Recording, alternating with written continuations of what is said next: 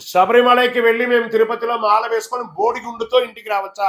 నువ్వు మంచిగా దీక్షతో వెళ్ళి ఏ కరుపస్వామి నా ఇంటిని కాపాడని చెప్పి కొబ్బరికాయ కొట్టి వెళ్ళావు కదా, ఆ కరుపస్వామిని ఇంటి ముందర ఎదురు చూస్తూ ఉంటాడు నీ యొక్క ఆగమనం కోసం. నువ్వేమో దారిలో వచ్చేటప్పుడు బోడిగుండు కొట్టుకొని వస్తావు. శబరిమలైకి మాత్రమే కుటుంబంతో వెళ్ళొద్దన్నారు, కానీ తిరుపతికి కుటుంబంతో వెళ్ళొచ్చు కదా.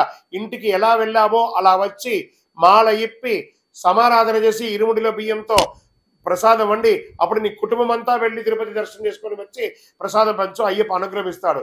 నువ్వు స్వామిగా వెళ్ళి బోడిగుండుతో వచ్చి అనుగ్రహం వస్తుందా? ఆలోచించు. శరణమయ్యప్ప. గురుగారు, నేను వెళ్ళే పూజల్లో ఒక్కొక్కసారి మధ్యాహ్నం భిక్షలో ఆలస్యం అవుతుంది, అల్పాహారంలో ఆలస్యం అవుతుంది. దానివల్ల మాకేమన్నా చెప్తారంటే, వాస్తవానికి సకాలంలో భోజనం చేయాలండి. మీరు మాల వేసుకుంటారు కాబట్టి ఏకభుక్తంలో ఉంటారు. మీరు త్వరగా భోజనం చేస్తే మీకు అరుగుతుంది, ఆరోగ్యవంతులుగా ఉంటారు. అదొకటి ఫస్ట్. ఏదో ఒక పూజలో పొరపాటుగా కొంచెం లేట్ అవ్వడం వల్ల తప్పలేదు, కానీ అదే పని కట్టుకొని లేట్ చేయకూడదు. తర్వాత రాత్రిపూట కూడా 12 దాటకుండా చూసుకోండి, మధ్యాహ్నం 3 దాటకుండా చూసుకోండి. మరీ లేట్ అయిందనుకోండి, చెప్పడం మాత్రం చెప్తున్నా కానీ అందరూ ఆలస్యం ఉద్యోగ రీత్యా వ్యాపార రీత్యా వెళ్ళి వచ్చి స్నానం చేసి 10:30, 11:30కే తింటున్నారు. అది పెద్ద విషయం కాదు, కానీ ఆలోచించారు. మనకు మించి కాదు ఏది కూడా.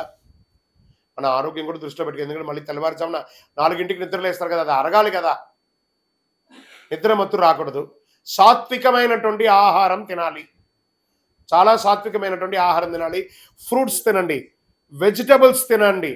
ఆయిల్ ఫుడ్, ఈ నూనెల దేవి ఉంటుంది కదా, ఈ నూనె ఫుడ్ అంతా బంద్ చేయండి. దాన్ని తినడం వల్ల మన యొక్క బ్రహ్మచర్య దీక్ష తొలగిపోయి వీర్యస్ఖలితం అయిపోయి అనర్థం అవుతుంది.